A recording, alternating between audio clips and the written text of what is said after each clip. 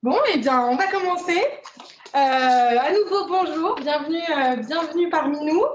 Je m'appelle Magdalene Richard, je suis chargée de communication à la Ruche Industrielle et en charge de la programmation des conférences déjeuner avec Alban Chevalier, notre nouveau responsable communication qui vient d'arriver, que vous aurez l'occasion sans doute de rencontrer à l'occasion. Le respect des mesures déroule aujourd'hui exclusivement à distance, d'être là malgré tout. Cette intervention est enregistrée. Elle l'a fait aussi. Permettre de diffuser par la suite un replay que je vous enverrai. Pour assurer ce replay, merci de couper, s'il vous plaît, vos micros pour éviter tout bruit parasite et également vos vidéos si vous ne souhaitez pas être intégrés au replay. N'hésitez pas tout au long de la conversation à formuler toutes vos questions. Nous les traiterons lors d'un temps donné en fin de conférence. Nous vous solliciterons également au long de cette intervention à répondre à des petites questions, à un sondage. N'hésitez pas à y répondre, à réagir dans le chat. Aujourd'hui, nous avons le plaisir de recevoir Charlotte Spar, coach certifiée de HEC Paris et ancienne RH dans le milieu industriel. Charlotte vient nous parler aujourd'hui de l'entretien annuel et nous inviter à découvrir qu'il peut renforcer les liens entre salariés et managers en devenant un levier de collaboration. Ceci pouvait donc devenir un vrai vecteur de performance au sein de l'entreprise. Charlotte, je vous laisse la parole et je vous souhaite une très belle conférence à tous. Merci beaucoup, Megan. Bonjour à tous. Donc, je suis Charlotte Spar. Je vais aujourd'hui vous parler de l'entretien annuel. Effectivement, l'entretien annuel qui vous concerne beaucoup d'entre vous. Beaucoup de cadres en France sont sujets aux entretiens annuels. Donc, c'est un souci pour beaucoup de managers. Des milliers d'heures sont utilisées dans les entreprises. Alors, on peut s'attendre à un certain résultat de cet entretien annuel. Et c'est ça qu'on va regarder aujourd'hui. Comment est-ce qu'on va faire pour vraiment tirer profit de l'entretien annuel dans l'entreprise qui, malheureusement, aujourd'hui, parfois peut être plus ou moins bien vécu et par les managers et par les salariés. Donc, je m'appelle Charlotte Spar, je suis danoise. Donc, du coup, vous entendrez un léger petit accent. Je travaille en tant que RH en France depuis une vingtaine d'années. Dans l'industrie. J'ai depuis le début de cette période de confinement lancé mon propre structure qui s'appelle Verdi et qui est une entreprise qui accompagne le manager pour que les équipes deviennent des lieux de travail enthousiastes et engagés, efficaces et innovants et sains et conviviaux. Effectivement, on fait ça via la formation, le coaching et l'accompagnement de ressources humaines pour les entreprises, soit qui veut un supplément en ressources humaines, soit qui veut un aide en ressources humaines parce qu'ils ne sont pas encore en structure qui leur permet d'avoir un RH attitré. Pour la petite histoire, Verdi, ça veut dire digne en danois et si on le coupe en deux, ça devient soit toi et c'est pour ça, effectivement, cette nom d'entreprise. Pour ceux qui sont intéressés, je travaille avec les outils qui sont l'élément humain, le processus de communication et la théorie organisationnelle de Berne pour accompagner les entreprises. Donc, je suis ravie d'être là. Je remercie la Ruche pour l'accueil. C'est vraiment très chouette de venir ici dans ces lieux qui sont vraiment des lieux collaboratifs et inspirants. Donc, du coup, merci beaucoup à vous de m'accueillir. Je suis très contente aussi de parler d'un sujet qui me tient à cœur parce que je pense que l'entretien annuel est un moment qui est important pour l'entreprise et qui entretient aussi pour la performance économique et sociale de l'entreprise. Et mon intention avec cette conférence, c'est de vous donner des clés de compréhension et peut-être quelques outils qui peuvent vous aider à rendre cet moment clé dans l'entreprise plus efficace. Donc, je vais vous proposer quelques outils qui vont pouvoir vous aider dans votre méthode que vous pouvez mettre en place à la suite de cette conférence si vous le souhaitez. Voilà, on va travailler en 3 temps. On va d'abord regarder l'entretien annuel, on va regarder un peu sur la relation au travail et regarder un peu sur les aspects d'écouter et dire. tout au long, on va poser des petites questions, histoire à ce que vous vous endormez pas trop. Ici dans la salle, effectivement, je vous surveille et je vois que vous êtes tous là, mais derrière les écrans, ça peut être un petit peu plus dur, effectivement, de garder l'attention et donc du coup, pour que vous soyez un peu participants aussi de cette conférence, je vais vous poser des petites questions. À la fin de la séance, on va aussi regarder les questions plus largement par rapport à cette présentation. Alors, commençons avec l'entretien annuel et commençons avec une question. Alors, si je comprends bien, vous allez dans le chat recevoir la question aussi. Ma première question que j'ai, c'est pour un peu faire connaissance avec vous. C'est de dire, est-ce que vous êtes plutôt des managers ou est-ce que vous êtes plutôt des salariés, que vous avez plutôt à subir l'entretien annuel ou vous avez plutôt à le conduire. Donc, vous pouvez répondre, je pense que c'est écrit dans le chat, qu'est-ce qui sera les signes des réponses sur si vous avez conduit un entretien annuel. Voilà. Je vous laisse un peu de temps pour récolter toute cette information et je vais commencer. Effectivement, je suis danoise, comme je vous ai dit. Je suis arrivée en France en 2004 avec un diplôme de l'école de commerce de Copenhague où je me suis surtout intéressée à tout ce qui était la sociologie, en tout ce qui est comment est-ce que les humains travaillent ensemble, qu'est-ce qui se passe quand on met les humains ensemble. Et j'intègre un très grand groupe d'énergie sans production de CO2 qui vient d'être créé en 2002 et qui, à cette époque-là, travaille beaucoup avec leur processus d'entretien annuel et de pilotage. Et une de mes premières tâches en tant que jeune RH, c'était effectivement de faire une proposition sur comment est-ce qu'on allait faire pour faire les entretiens annuels dans ce groupe qui était constitué des différentes filiales avec des différentes cultures. Donc, quand on regarde un entretien annuel, à quoi ça sert, in fine, ça sert effectivement à évaluer la performance individuelle du collaborateur sur l'année écoulée et bien sûr définir les objectifs pour la période à venir. C'est un outil qu'on utilise en tant qu'RH pour pouvoir assurer que les objectifs qu'on fixe en tant qu'entreprise, effectivement, est tenus. Est-ce qu'on a nos compétences au bon endroit? Est-ce qu'on a une compétence au niveau ce qu'on a attendu? On a aussi dans l'entretien annuel un deuxième volet qui est le développement de nos salariés. Donc, effectivement, on va évaluer les compétences des salariés, des compétences techniques, mais aussi des compétences plus des savoir-être. Et on va pouvoir engager des différentes formations pour que les collaborateurs, effectivement, soient au niveau pour pouvoir remplir les tâches qu'on lui confie. Donc, c'est un moment aussi pour regarder effectivement l'évolution de carrière. Et en tant que jeune RH, on avait effectivement beaucoup travaillé sur la forme de cet entretien annuel. Peut-être dans des autres grands groupes aussi travaillent beaucoup sur la forme de l'entretien annuel. Et on a essayé de donner des outils aux managers pour que cela soit plus facile pour eux de faire cet entretien qui effectivement est conduit par les managers et les salariés. Donc, un des outils que vous connaissez peut-être déjà, les outils sur comment est-ce qu'on fixe les objectifs, effectivement la méthode SMART. Je ne vais pas rentrer trop dans les détails de ça, mais effectivement, on avait commencé à se dire comment est-ce qu'on peut aider le manager qui fixe ses objectifs pour que, à la fin de l'année, quand on fait une révision de ces objectifs, que ça devient quelque chose d'objectif et ça ne devient pas quelque chose où on juge par rapport à la personne ou par rapport à des choses qui sont pas très justes. Voilà. Donc, effectivement, qu'un objectif soit spécifique, mesurable, atteignable, réaliste et temporel, effectivement, et une méthode qui est beaucoup utilisée dans la plupart des entreprises pour fixer des objectifs. Malgré cela,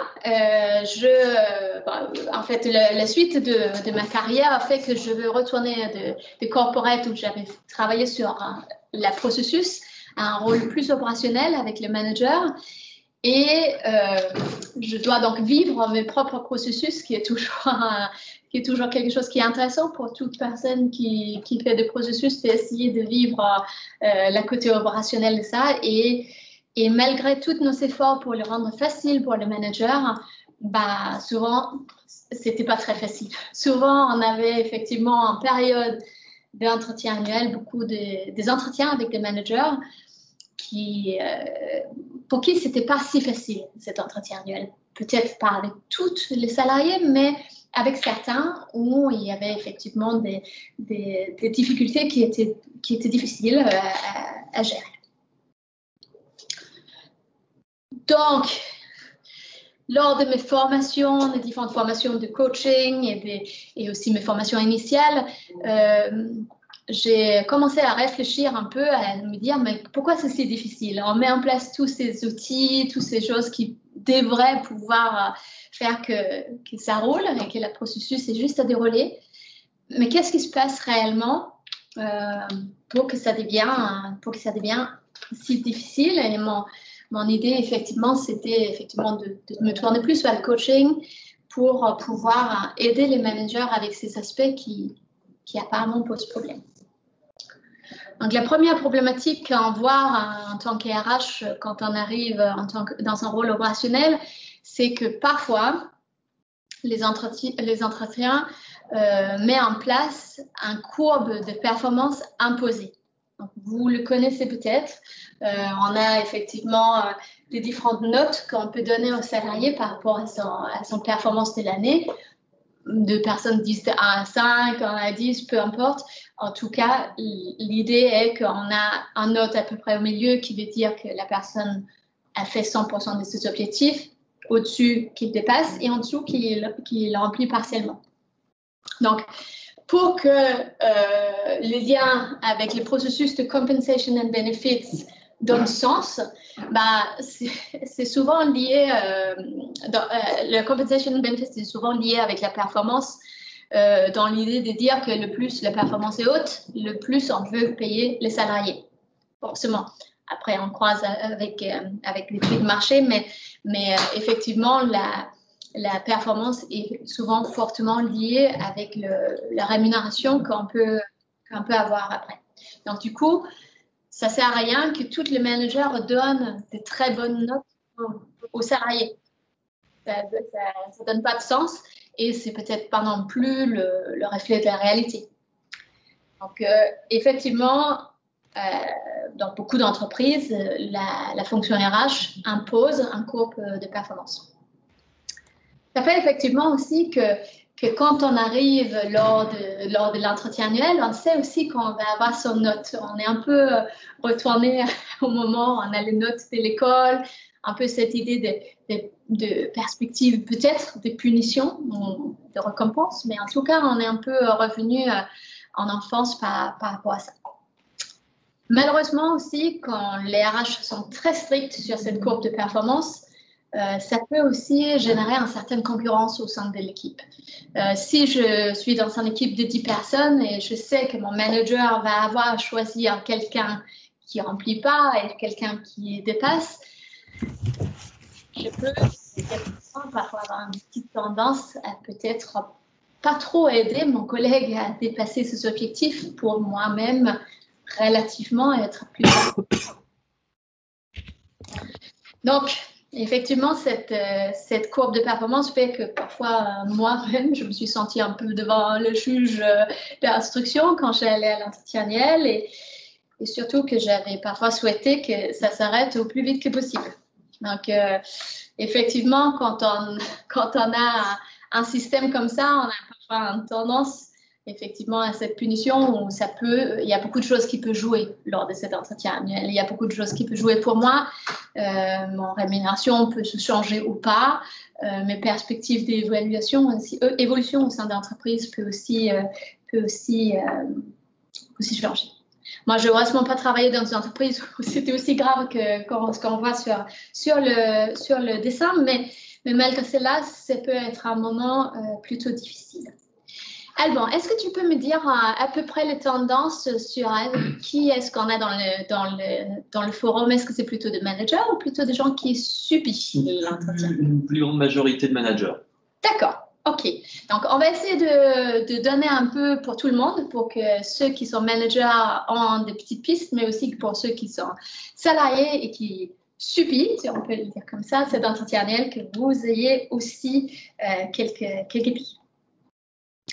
Donc, effectivement, cette idée de punition peut faire que j'utilise en fait beaucoup d'énergie. Beaucoup d'énergie à penser avant, à penser à mes propres façons, donc comment est-ce que je veux me défendre, comment est-ce que je veux argumenter pour que j'ai une bonne note, comment est-ce que je veux pouvoir trouver parfois des excuses aussi pour ce que j'ai moins bien fait et pour effectivement dire que c'est normal parce que c'est pas de ma faute. Donc, du coup, il y a beaucoup d'énergie qui sont perdues en ça avant l'entretien et aussi après, quand je dois analyser tous les feedbacks que j'ai reçus lors de l'entretien, qui parfois a été peut-être blessant et qui parfois m'a touchée. Un autre problème avec la processus d'entretien annuel en soi et comment est-ce que la structure est souvent structurée dans l'entreprise, c'est qu'on voit la performance comme le problème du salarié. Donc, c'est-à-dire, c'est ma performance et c'est moi seule qui est la cause de cette performance. C'est parce que j'ai bien fait, mal fait, ainsi de suite. Et certes, il y a des aspects de mes capacités, des efforts que je fournis durant l'année, mais ce qui compte aussi pour ma performance, c'est la relation que j'ai avec mon hiérarchie. Vous le savez tous, vous avez été dans pour ceux qui ont été dans des différents postes ou qui ont eu des différents managers, on n'a pas toujours la même performance. On a parfois une très forte performance, on a un manager qui nous soutient et avec qui on s'entend bien.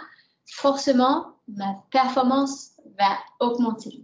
Si j'ai un manager où j'ai le sentiment qu'il est là pour me punir, que je suis mal vue ou que la communication n'est pas très fluide, ma performance va avoir une tendance à baisser. Donc, du coup, le problème quand on regarde l'entretien annuel comme il est souvent fait dans les entreprises, c'est que cet aspect de la performance qui est en fait lié avec la symbiose qu'il y a dans l'équipe n'est pas du tout pris en compte.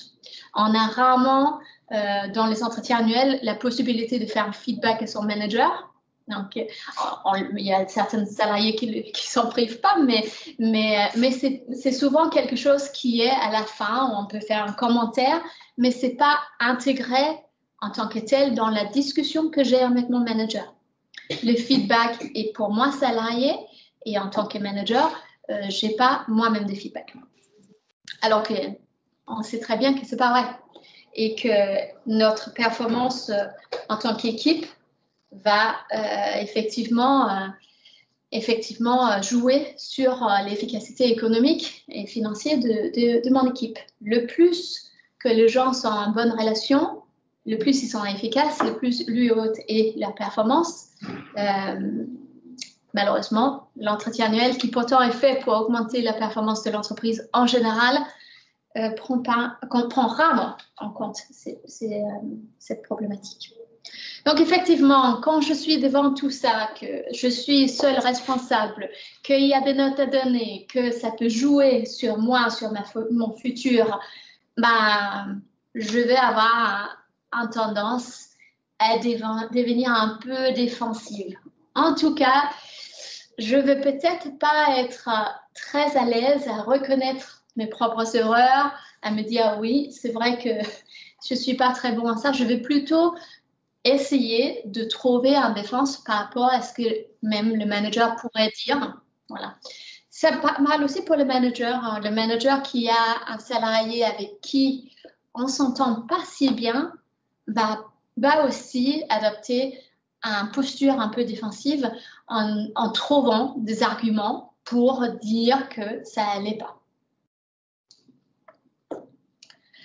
Alors, qu'est-ce qui se passe dans cette idée quand on commence à devenir défensif dans un cas d'évaluation? Effectivement, c'est que en psychologie, on parle de le concept de persona. Donc, le persona, c'est la personne que je présente au monde.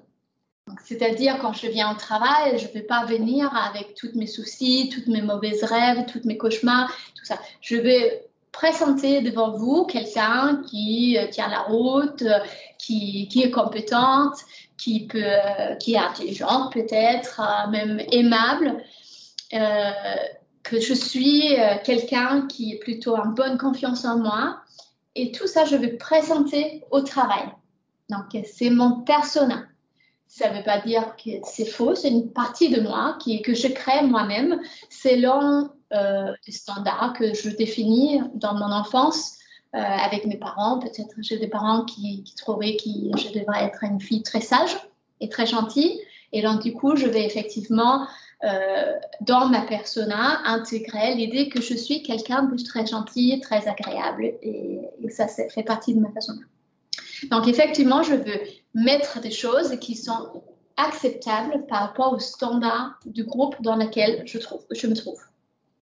Le personnel, il est nécessaire parce que je ne peux pas venir avec mon moi profond au travail. C'est beaucoup trop vulnérable. Et donc, du coup, effectivement, je mets un masque, si on peut le dire comme ça, de mon personnel.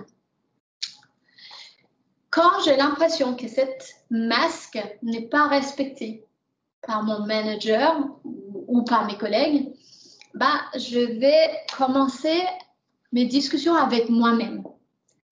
Vous savez tous les discussions qu'on a avec soi-même, c'est ce qui se passe dans la tête où on se dit « Ah, c'est vrai, je suis aussi, j'étais ridicule, mais aussi pourquoi j'avais dit ça? Pourquoi j'avais dit ça? Je dis toujours des trucs idiots. » Ou bien aussi, il est idiot, c'est de là, mais pourquoi il est toujours comme ça, ainsi de suite. Tous ces mots-là, on a des milliers de mots qui passent dans la tête, qu'on appelle les discussions de soi, et ça peut effectivement avoir une influence sur mon estime de moi. Donc, quand je commence à me dire que je suis aussi idiote et je n'aurais jamais dû faire ça, et je fais aussi toujours comme ça, effectivement, mon estime de moi va prendre un coup. L'estime de soi est toujours revisitée dans la vie quand on a et j'ai effectivement une estime de moi qui inclut un moi idéal, la personne que j'aimerais bien être et qui a les valeurs qui me sont propres. Et j'ai la partie de moi qui est vraiment mon anti-idéal de moi. Tout ce que je ne ferais jamais. Jamais je ne serais aussi méchant que un tel ou un autre, parce que c'est l'anti-idéal de moi. Le plus proche que je suis dans le retour que j'ai de l'environnement, si mon environnement m'envoie que je suis proche de mon idéal de moi, mon estime de moi va effectivement augmenter et vice-versa. Quand les gens commencent à me critiquer par rapport à mon idéal de moi, je vais avoir mon estime de moi qui va diminuer. Voilà.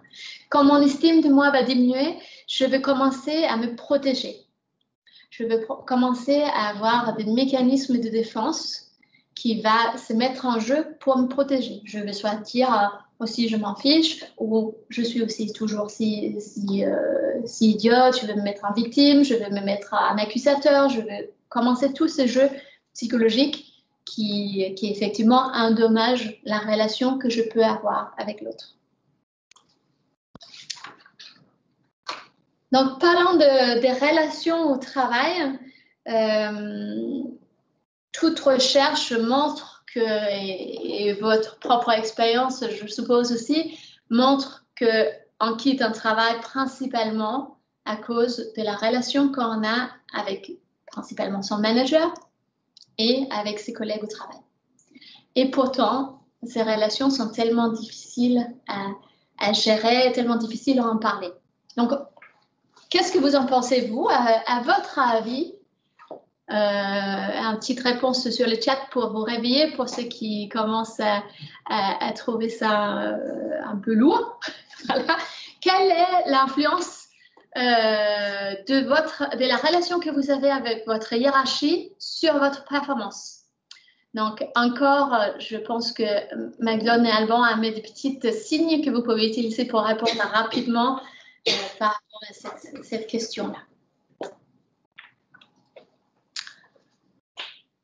Voilà. Effectivement, la relation dans les équipes a une importance essentielle pour la performance financière de l'entreprise. Et pourtant, c'est si rarement pris en compte, c'est si rarement discuté réellement. La performance de vous, managers qui sont dans le forum, dépend de la relation que vous avez avec votre équipe et les relations qui sont dans vos équipes. Ce qui se passe en ce moment, surtout avec le Covid, on le voit, les relations ont un peu un coup en ce moment parce qu'on est moins proches l'un de l'autre, on a moins de relations directes. Et effectivement, je pense qu'on va tous avoir beaucoup de travail pour recréer effectivement ces relations qu'il y a au travail, pour que ce soit constructif. Je vérifie juste, tout va bien pour le chat, ça marche? Parfait, merci. Donc, comment est-ce qu'on peut commencer à parler de relations? Parce que c'est beau de dire, mais je ne vais pas aller dire à mon manager qu'il est en con. Et les fois où j'ai dit à mon salarié qu'il n'était pas à l'auteur, bah, ça n'a pas toujours très bien marché. Donc, du coup, comment est-ce que je fais réellement pour travailler sur ces histoires des relations entre nous, sans que ça rentre dans un conflit où on commence à se taper l'un sur l'autre et que le truc devient encore pire? Bah, c'est justement ce qui est sur quoi a travaillé Will Schutz. Donc, Will Schutz, c'est un psychologue américain qui effectivement travaille pour le Navy, l'American Navy, et qui effectivement travaille pour regarder comment est-ce qu'on peut faire pour que les équipes, notamment ceux qui sont dans le sous-marin. Dans le sous-marin, il y a une espèce de lieu où il y a une coordination à faire. Chacun a des données qui arrivent des différents canaux. Et l'idée, c'est de se mettre ensemble pour pouvoir analyser ensemble ces données pour pouvoir effectivement éviter l'ennemi, ainsi de suite. Donc, le Navy, ils disent à Will Schutz qu'ils ont effectivement regardé des différentes équipes, des équipes qui sont en très bonne capacité technique et qui sont très bien formées, donc des personnes où il n'y a pas de problème de performance technique. Mais malgré cela, il y a des équipes qui marchent bien et des autres qui ne marchent pas. Et comme c'est une question de vie et de mort, que ça marche bien, bah, il demande à Will Schutz de regarder comment est-ce que ça peut être que les équipes marchent et comment est-ce qu'on peut faire pour améliorer les équipes qui ne marchent pas, les mesurer et améliorer ces relations qui marchent moins bien. Donc, Will Schutz, il commence à regarder qu'effectivement, il y a des différentes dimensions sur le comportement humain qui joue quand on est avec les autres et qui va jouer aussi sur la façon dont on aime travailler ensemble. Et c'est notamment ça qui est intéressant pour Will, pour dire comment est-ce qu'on peut faire pour qu'on puisse travailler sur la façon dont nous travaillons ensemble. Donc, il introduit effectivement une méthode qui s'appelle ICO. Donc, ICO pour les 3 dimensions de la collaboration, donc les 3 dimensions sur lesquelles on peut voir quelles sont nos préférences de travail. Donc, la première dimension, c'est l'inclusion. Donc, effectivement, on a chacun une quantité de contacts qu'on désire quand on est en groupe. Donc, il y a des gens qui préfèrent, quand ils rentrent qui n'aiment pas du tout rentrer dans un cocktail déjà, mais quand ils sont obligés, va plutôt se mettre un peu à l'écart. Et il y a des autres qui aiment beaucoup le contact avec les autres et qui va se mettre un peu au centre de la pièce et avoir beaucoup de contact avec les gens. Donc, on a des différences chacun dans cette dimension-là de qu'est-ce qu'on préfère. Est-ce qu'on est plutôt quelqu'un qui aime beaucoup de contacts ou est-ce qu'on a plutôt une préférence pour la solitude? Donc, c'est la première dimension de la modèle ICO. La deuxième, c'est le contrôle. Dans le contact que j'ai avec mon collègue, j'ai une quantité désirée de contrôle que je veux avoir sur les autres. Soit je veux beaucoup contrôler, je veux contrôler beaucoup ce qui se passe, ou bien je préfère que l'autre contrôle parce que ça me rassure. Par exemple, si je suis dans un avion, je préfère que le pilote contrôle personnellement parce que, je n'ai pas les compétences, mais effectivement, je préfère qu'il se sent en contrôle et qu'il n'attend pas de moi que moi je contrôle. La dernière dimension, c'est la ouverture. C'est une question de combien je veux partager de moi en équipe. Est-ce que je veux qu'on est plutôt sur une relation plus d'affaires, qu'on parle du travail et pas beaucoup d'autres choses, ou est-ce que j'ai besoin qu'on est plus intime, qu'on se connaît mieux sur un niveau intime, bien sûr. Voilà. Donc, sur chaque dimension, donc ici, c'est sur la dimension contrôle, je peux me dire quel est mon niveau de préférence par rapport à chaque item. Donc, effectivement, je peux regarder qu'est-ce qui se passe. Donc, dans une relation, je vois que tu me contrôles plutôt ou que c'est moi qui contrôle. Voilà. Donc, on a chacun un niveau, ce qu'on préfère. Moi, je préfère, par exemple, que vous me contrôlez à 5 et que je vous contrôle à 7, par exemple. J'ai une préférence pour contrôler que d'être contrôlé. OK? Donc, effectivement, on va chacun se positionner différemment. Et ce qu'on voit effectivement quand on a des conflits ou des situations difficiles, c'est effectivement que si moi je veux te contrôler et toi tu veux me contrôler, on va peut-être arriver à une confrontation à un moment ou à un autre.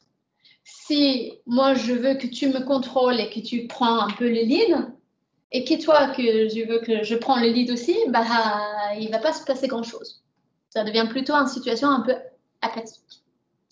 Ce qui marche bien, effectivement, c'est quand toi, tu veux contrôler et moi, je veux bien que tu prends le lead.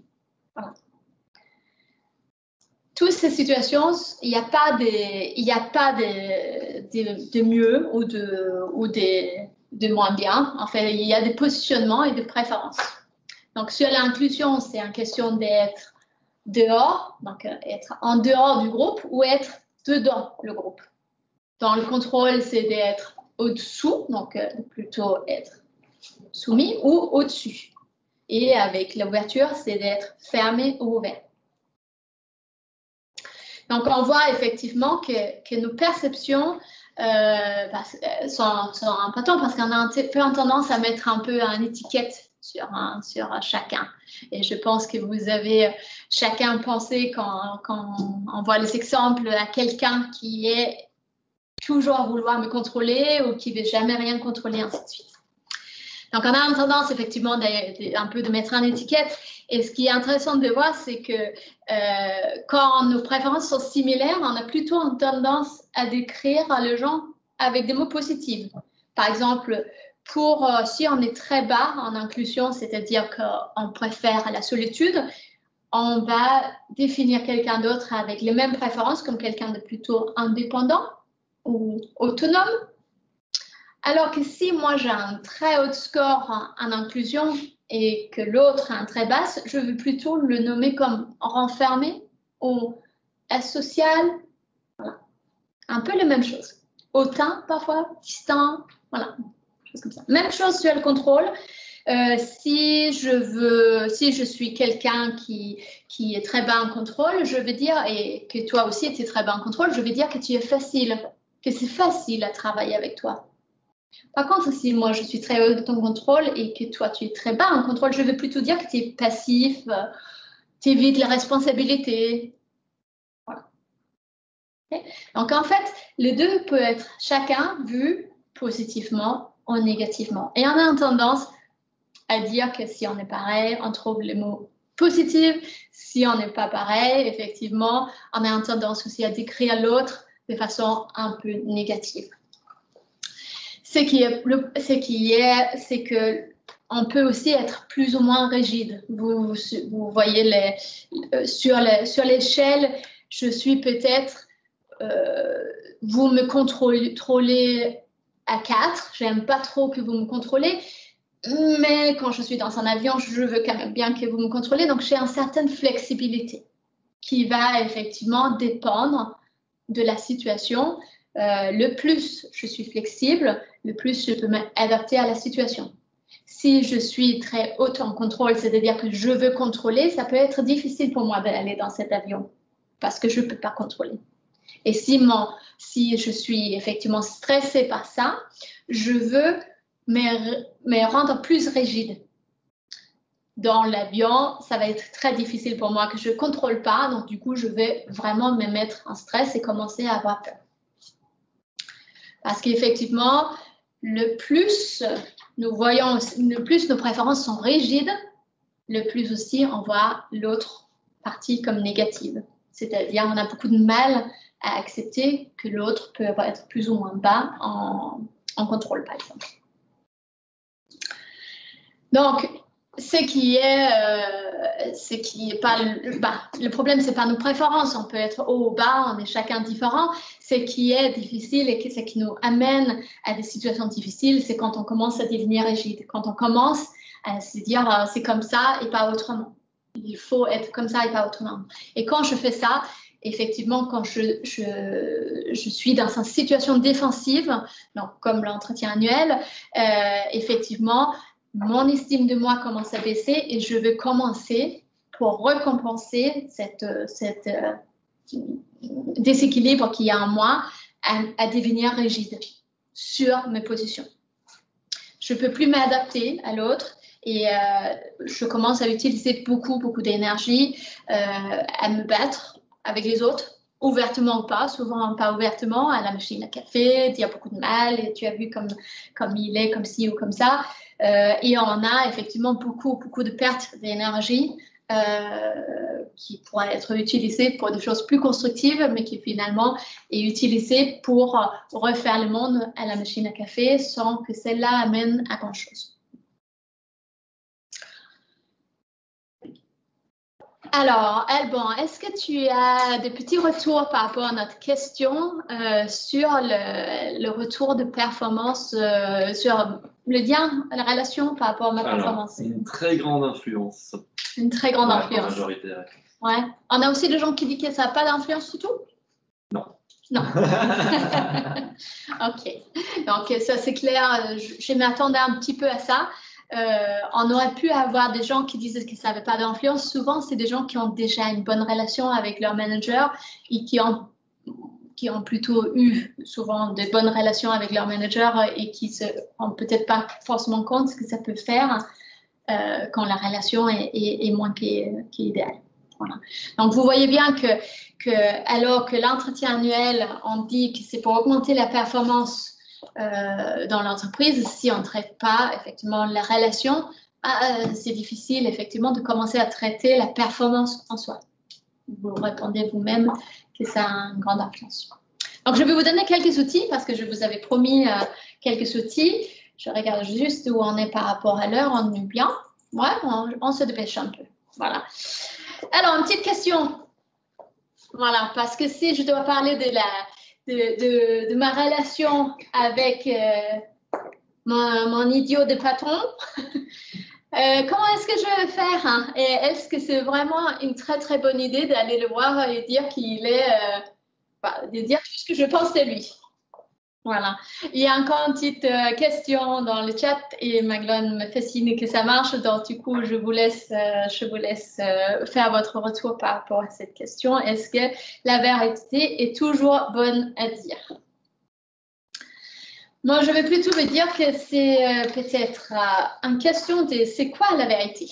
Donc, on est dans un monde industriel et vous êtes, pour beaucoup d'entre vous, des ingénieurs et qui font beaucoup de choses sur la vérité absolue, qu'on peut effectivement trouver dans le monde scientifique parfois, voilà, et qui est bien rassurant. Mais malheureusement, dans nos conflits entre nous, c'est qu'il y a conflit parce qu'il y a rarement une vérité absolue. Donc, Will Schutz introduit la notion de vérité personnelle. Et si on s'arrête de débattre de qu'est-ce qui est la vérité absolue, on peut effectivement trouver un moyen qui est plus facile pour résoudre nos problèmes qu'on a et pour améliorer les relations interpersonnelles qu'on a et ainsi améliorer aussi notre efficacité. Et c'est d'explorer la vérité personnelle de chacun. Effectivement, dans mes relations, ma vérité, dans mon moi, ma vérité est la somme de mes expériences, de ce que j'ai vécu quand j'étais petite, dans mon cellule de mon corps, ce que je vois. Et effectivement, vous le savez, les scientifiques, que c'est une question de photons qui bombardent mes yeux. Ou, voilà. Mais c'est une question de signaux que je reçois et que j'interprète. Donc, effectivement, mes souvenirs, mes pensées, mes sentiments, mes croyances, mes sensations, va tous avoir une influence sur ma vérité personnelle et qui est forcément pas la même que votre vérité personnelle. Donc, si on commence à se dire que, en fait, on ne va pas se battre pour dire qui a raison et qui a tort, mais qu'on va plutôt faire une discussion sur quelle est la vérité qui est à l'autre et comment est-ce que je peux découvrir cette vérité-là pour essayer de résoudre notre désaccord, ça peut effectivement amener à une autre posture par rapport au conflit que je peux avoir dans ma relation interpersonnelle. Si je rentre dans une de ces discussions avec une idée très fixe sur mon opinion, je suis vouée au désastre. Ça ne va pas marcher. Ça va pas marcher. L'objectif d'un entretien annuel est effectivement aussi de découvrir la vérité de l'autre. Ça veut dire le comprendre, ça ne veut pas dire être d'accord. C'est pas la même chose. Hein. Comprendre et être d'accord, c'est pas la même chose. Mais on ne peut pas être pas d'accord si on n'a pas compris. OK? Alors, comment est-ce que je peux faire alors pour faire ça? Parce que souvent, quand je parle avec les gens, effectivement, je vais avoir une tendance à avoir un différent niveau d'écoute. On a tous eu peut-être vous, le manager, ont tous eu des formations sur comment est-ce que je fais l'écoute, comment je fais l'écoute active, ainsi de suite. Il y a plein de différentes méthodes. Will Schutz en proposant un aussi, mais qui est plus en idée d'un état. Qu'en méthode, c'est plus une idée de dire je veux chercher à comprendre et je veux effectivement avoir ça comme seul objectif de ma communication. Donc, Will Schutz parle de différents niveaux d'écoute. Donc, le premier qui est effectivement un niveau d'écoute qui est non existant. Je ne vois même pas que tu as envie de me parler et je ne te vois même pas. Donc, on n'a pas encore ici dans sa communication, dans un dialogue, parce qu'effectivement, je n'ai même pas remarqué que tu as envie de me parler. Le deuxième niveau, c'est un peu l'évitement. C'est de dire, je sais très bien que tu veux me parler de quelque chose, mais je n'ai vraiment pas envie de parler avec toi de ça parce que je sais que ça va m'embêter. Je sais que je n'ai pas du tout envie de t'écouter. Donc, on est au niveau de l'évitement. Donc, la communication n'a pas encore eu lieu. Et malgré cela, on sait très bien que la communication est là quelque part. C'est effectivement un stade qui peut être assez frustrant pour les deux parce que chacun va essayer d'éviter. Le deuxième niveau, le premier niveau où on vraiment commence à connecter l'un avec l'autre, c'est que tu viens, tu me dis quelque chose et moi je veux dire d'une façon ou d'une autre que non, tu as tort. Voilà. Je vais effectivement prouver que l'autre, en fait, n'a pas du tout raison à dire ce qu'il a à dire. Si je vais un petit peu plus loin, je vais peut-être commencer à lui dire qu'il ne devrait pas se sentir comme ça. On a par exemple un salarié qui vient, qui dit voilà, c'était hyper injuste quand tu m'as fait ça, et on va le convaincre que non, il ne devrait pas se sentir bouleversé par ça, c'est tout à fait normal, et on va effectivement piquer un peu sa possibilité de gérer cette situation de frustration. Ça peut être, par exemple, on donne une augmentation en dessous de la moyenne et on dit au salarié qu'il n'a pas à se sentir frustré par ça, c'est tout à fait normal. Ça fait effectivement que l'émotion, vous avez, pour ceux qui suivent les conférences de la Ruche, eu une conférence excellente sur les émotions que vous pouvez regarder en replay. Ça fait qu'on ne gère pas cette émotion et vous avez vu ce que ça fait lors de cette conférence. Quand on ne gère pas une émotion, effectivement, il reste, il se développe pour faire autre chose et il revient forcément. Donc, en essayant de trouver une solution pour les salariés, en fait, on le prive de cette opportunité de gérer son émotion. Après, ce qu'on a un peu en tendance de se dire, c'est un peu, laisse-moi dire ce que c'est vrai, vraiment. Voilà, tu as tout mal compris, c'était pas du tout vu comme ça. Voilà, effectivement, c'est un peu de, ça peut être aussi un peu la compétition. Par exemple, quelqu'un vient dire, je passais vraiment une mauvaise journée. Et parfois, on a tendance à dire, ah oui, moi aussi, c'était horrible. Voilà, moi, j'ai fait tout ça, c'était horrible. Donc, ça devient un peu une compétition.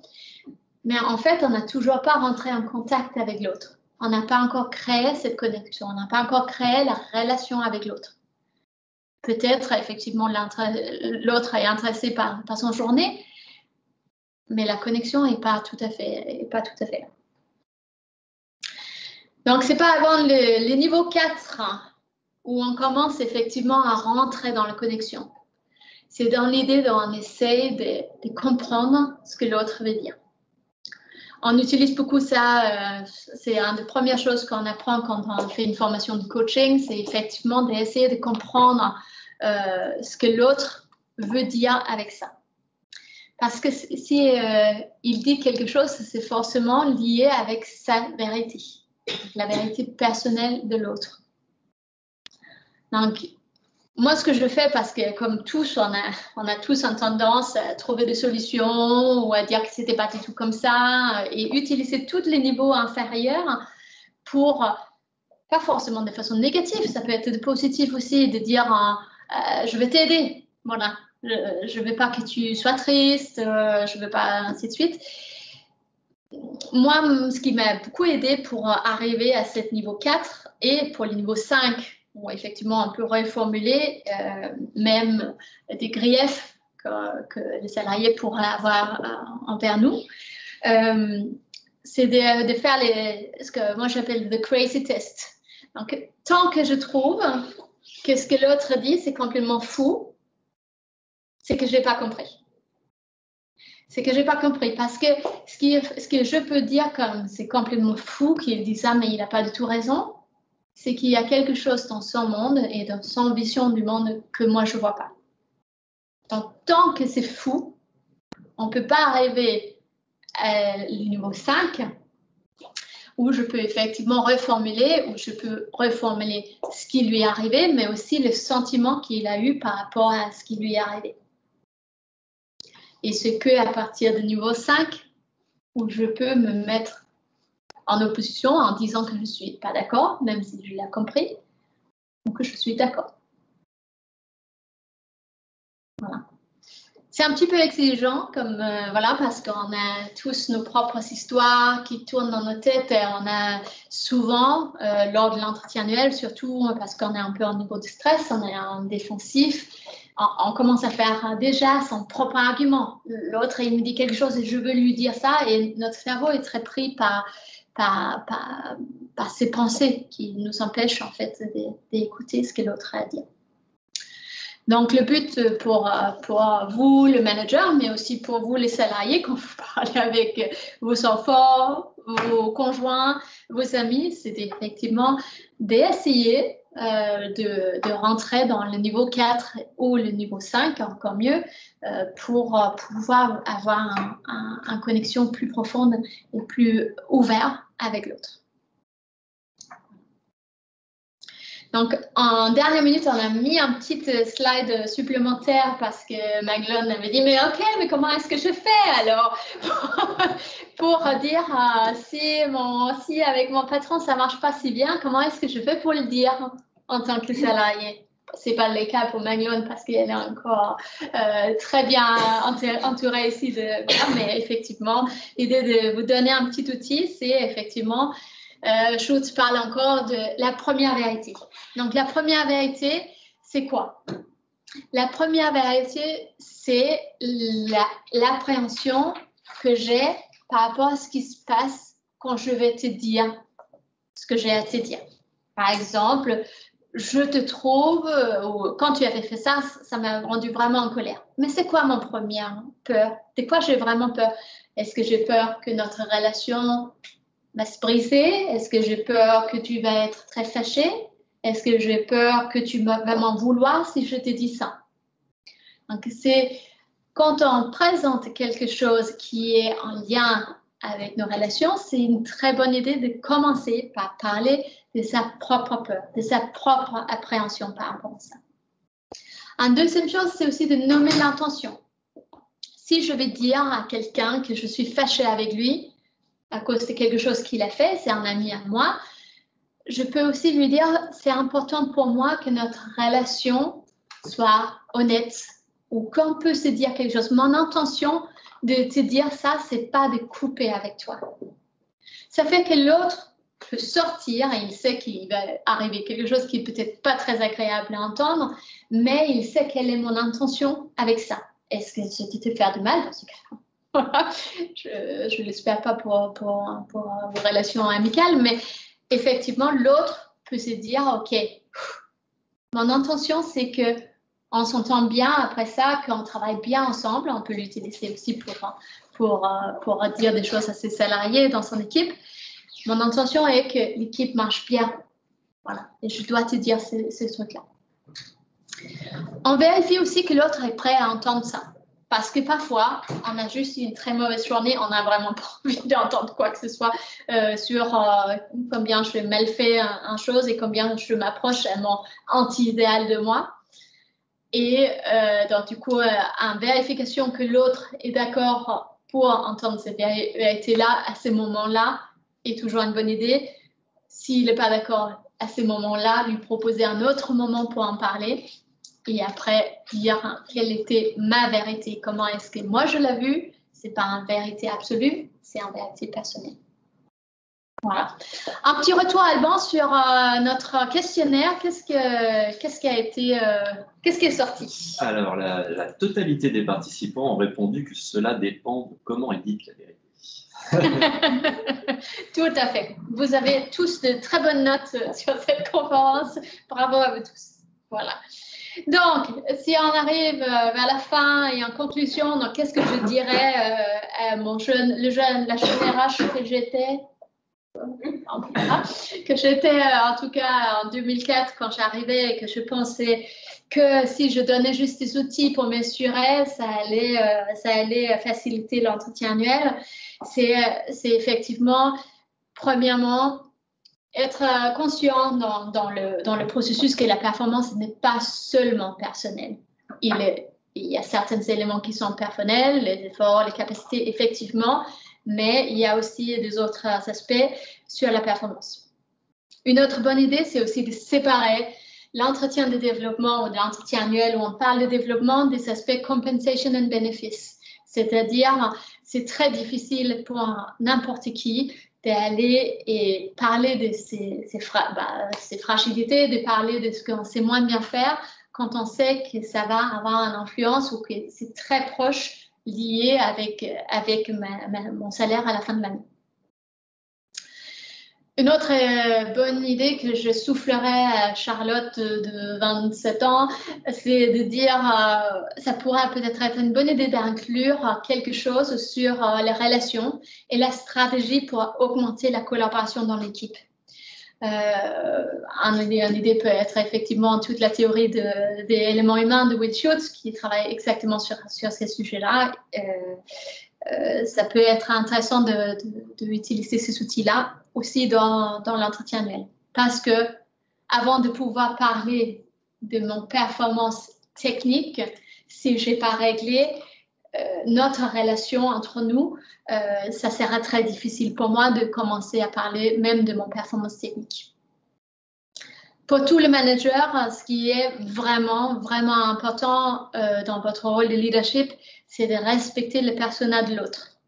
Le persona de l'autre, et peut-être parce qu'on voit comme la personnalité de l'autre, c'est pas grave. C'est pas grave. Le respect de cette persona est essentiel pour l'estime de soi de son salarié et c'est donc essentiel pour son développement aussi parce que sans estime de soi, il n'ose pas prendre des risques, il n'ose pas essayer de nouveautés. Donc, respecter cette persona est essentiel pour le développement de toute l'équipe. Aussi d'être conscient quand on commence à être un peu rigide, quand on commence à être défensif, quand on commence à avoir tous ces mécanismes de défense qui effectivement nous empêchent d'être en relation. Et beaucoup travailler sur la vérité personnelle. Donc effectivement, l'idée c'est de découvrir la vérité personnelle de chacun de vos collaborateurs pour pouvoir effectivement mieux comprendre qu'est-ce qui fait qu'ils agissent, qu'est-ce qui fait qu'ils ne s'agissent pas et comment est-ce que je peux les aider à avancer et se développer dans mon équipe, pour la performance de tous. Voilà. Donc maintenant, je voudrais bien, en bon coach, on veut toujours qu'on transforme un peu en action. Donc moi, ce qui m'intéresse, c'est après ces outils, est-ce qu'il y a des choses que vous allez mettre en pratique? Qu'est-ce qui a pu être intéressant pour vous? Vous êtes le bienvenu avec vos commentaires dans le chat. Et on va passer aux séquences des questions.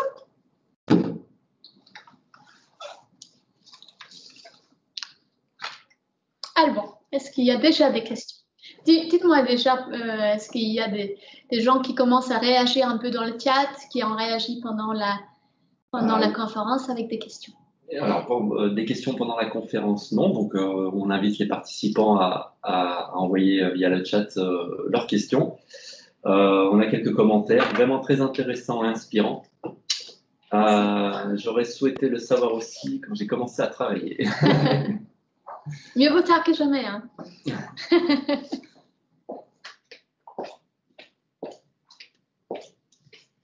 Alors, effectivement, c'est des choses que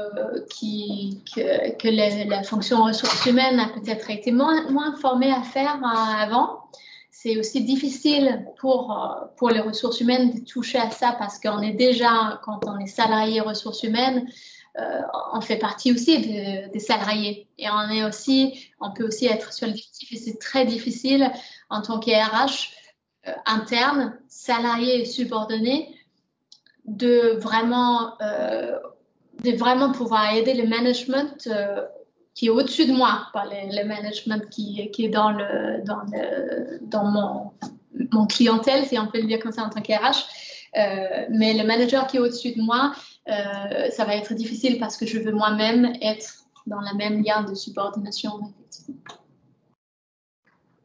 J'ai une question dans la salle. Tu disais que, en fait, pour qu'une équipe fonctionne le mieux possible, il faut découvrir la vérité personnelle de chacun. Ouais. Et tu disais aussi que l'estime de soi est revisitée souvent. Donc, est-ce que ça veut dire que combien de temps ou combien d'énergie il faudrait qu'une équipe consacre à ça parce que c'est quelque chose qui est mouvant et qui doit évoluer dans le temps. Ouais. Pour assurer ce bon niveau d'écoute et de compréhension. En fait. Moi, je pense que c'est quelque chose qui se révisite tout le temps. Tout le temps, on va travailler, par exemple, on peut utiliser les réunions d'équipe pour travailler, pour faire un petit check-in sur où est-ce qu'on se trouve chacun. Qu'est-ce qui se passe pour moi dans l'équipe? Effectivement, je conseille des équipes, effectivement, on les apprend les roues du moment, l'élément humain, le modèle, pour qu'on puisse effectivement commencer à travailler sur qu'est-ce qui se passe entre nous. Dans un cadre, parce que c'est difficile de parler de qu'est-ce qui se passe entre nous comme ça, sorti du chapeau. Il faut qu'il y ait un cadre qui est assez sécurisant pour faire ça. Donc, effectivement, c'est quelque chose qu'on peut travailler à chaque entretien qu'on fait avec son équipe, chaque fois qu'on se voit en tant qu'équipe, pour travailler sur comment est-ce qu'on travaille ensemble. Quel est notre niveau, nous, de travail ensemble? Quelque chose qui pourrait être un petit challenge, ça dépend si on a le courage, mais effectivement, c'est peut-être à accompagner au début, c'est de dire, donner à chacun un petit post-it et donner une note de 1 à 10 sur quel est le niveau de collaboration dans notre équipe aujourd'hui. Et qu'est-ce qui pourrait faire que ça devient mieux. Ça peut être un bon exercice au début d'une réunion d'équipe parce qu'effectivement, avant qu'on commence à traiter les choses plus techniques, plus dures, hein, si on peut le dire comme ça, ou plus concrets, si on n'a pas géré déjà où est-ce qu'on est dans la relation, il y a beaucoup de choses qui vont parasiter la réunion. Il y a beaucoup de, voilà, que Alban, il avait fait ci, ou que Caroline avait fait ça. Et tout ça, ça va jouer en moi encore parce que ça n'a pas été adressé. Et ça va peut-être même m'influencer un peu aussi sur quand Alban il vient avec un super idée, je vais peut-être être plus critique. Parce que qu'est-ce qui m'a embêté avant.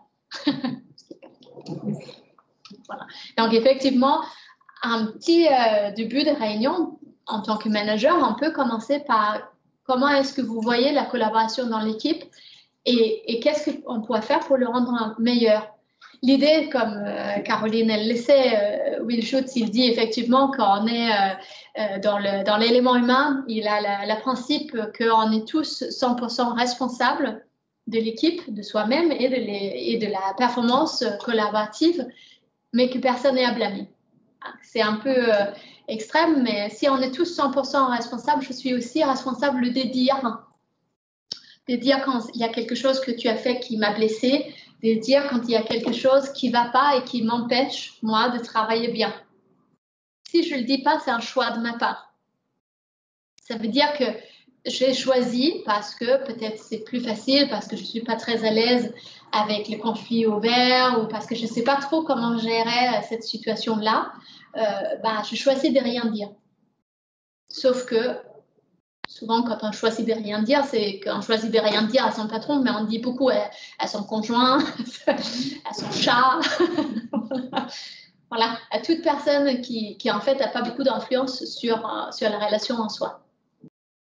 Et toute cette énergie est énergie assez négative parce que c'est l'énergie qui amène à rien. De dire à son chat combien on a détesté quand un autre a dit ça, sur le moment, ça peut peut-être me faire un peu de bien, mais ça ne change pas beaucoup par rapport à ma relation que j'ai avec cette personne. Donc, j'invite le manager vraiment, pas seulement un entretien annuel, là on a parlé entretien annuel, mais déjà de dire entretien annuel et peut-être un peu déçu aussi par rapport aux changements qu'on voit dans l'entreprise. Voilà, qui change tellement vite que faire un point une fois par an sur l'évaluation, c'est peut-être même plus vraiment très intéressant. Je sais qu'Adobe, l'Adobe qui fait Photoshop et tout ce que vous connaissez comme Acrobat Reader et tout ça, eux, ils ne font plus du tout des entretiens annuels, ils appellent ça des check-in. Donc, c'est une période avec des entretiens un peu plus courts, hein, mais plus réguliers. Ce qui est, je pense, peut-être plus adapté qu'une fois par an avoir une note. Alors, autre question. Oui. Un peu différent des techniques du feedback. Comment vous positionnez-vous par rapport à ces techniques du feedback? Le feedback, alors il y a plusieurs. Will Schutz a aussi une théorie de feedback. On n'a peut-être pas trop le temps d'y rentrer dedans, mais je suis bien sûr à votre disposition pour en parler plus longuement à un autre moment.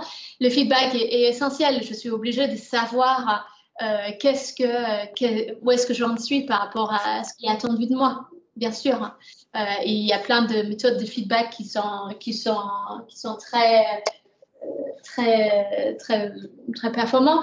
Après, le feedback, ce qui est intéressant, c'est surtout de rassurer l'autre de mon intention de cette feedback, comme on avait vu aussi. Mon intention de cette feedback, c'est quoi? Si moi, en tant que salarié, je reçois un feedback et je sais que c'est parce que mon manager, il me veut du bien, il veut que j'ai une bonne performance, il veut que je suis le meilleur de moi-même, bah, le feedback est quand même beaucoup plus digeste que si je ne suis pas sûre de ça. Parce que si je ne suis pas sûre qu'on est sur les mêmes équipes, qu'on est dans le même bateau, bah, le feedback peut aussi être difficile. Donc, en tant que manager, c'est de se dire, avant qu'on fait le feedback, OK, c'est quoi mes vraies intentions? Parce que les intentions, ça se sent. Ça se sent. Et si ce n'est pas clair pour le manager, si c'est un feedback qui dit tu devrais faire ça, mais qui vraiment est là, tu m'as vraiment. Ça m'a vraiment bouffé ce que tu as fait. Je ne veux pas dire des gros mots, parce que, voilà, mais voilà, c'est vraiment d'être clair sur les intentions avant. Et le feedback, c'est surtout plutôt de dire ce que je ne veux pas, de dire ce que j'attends. Voilà, au lieu de dire ce que je regrette et passer des heures à être dans le semoule, patauger dans le semoule sur toutes les mal que j'ai fait, de dire ce que je voudrais bien. Qu'est-ce que j'attends de toi? Voilà, au lieu de ce que je regrette. En gros, après, il y a des différentes méthodes. Si on a déjà, les intentions sont claires et ce que je dis, ce que j'attends au lieu de ce que je regrette, on n'est déjà pas trop mal.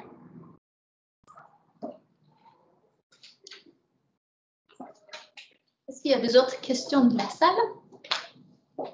Une dernière question. Oui.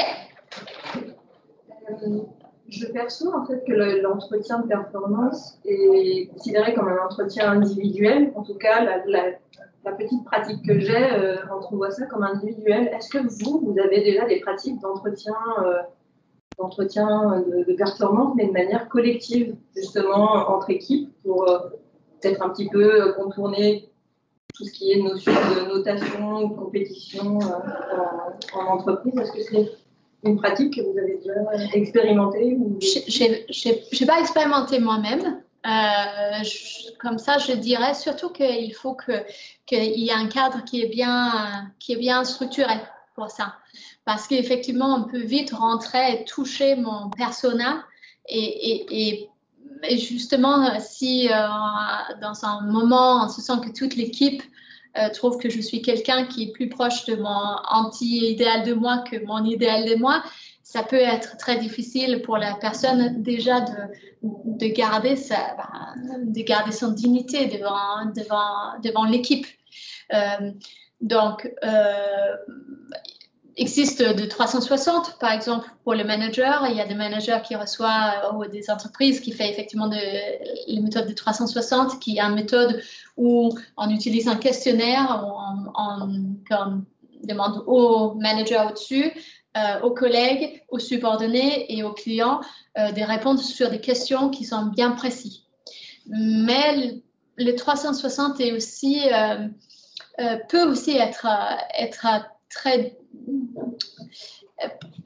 dur, peut mettre très dans une position défensive. J'ai moi-même eu un 360 et malgré un résultat qui était bon, je passais beaucoup de temps à me demander qui avait répondu quoi. Voilà. Et donc, du coup, toutes ces méthodes-là de collectivité contre un, on a intérêt à ce que ça soit bien cadré et que ça soit bien accompagné. J'ai eu un moment, on avait un de nos plus grands espoirs scientifiques dans son ancien travail, à qui on a envoyé dans sa formation très prestigieuse, je pense que c'était à Harvard ou London Business School, London School of Business ou choses comme ça, où il y avait effectivement une 360. Il est revenu de ça, qui était vraiment un leadership programme, voilà, quelque chose de très prestigieux. Il est rentré dans mon bureau et il a dit je suis OK pour que tu me licencies, Charlotte. Je dis mais on ne peut pas te licencier, mais parce que le 360 avait été très dur. Ça peut être très déstabilisant pour les gens et effectivement l'idée, ce n'est pas de montrer aux gens ce qu'ils ne savent pas faire, mais plutôt les tirer vers le haut. Montrer ce qu'ils ne savent pas faire, ils sont souvent très conscients, même s'ils se cachent derrière des mécanismes de défense pour se protéger. Voilà. C'est la même chose qui se passe avec le persona quand il n'est pas respecté. Les personnes vont passer beaucoup de temps à le renforcer de façon parfois un peu maladroite même.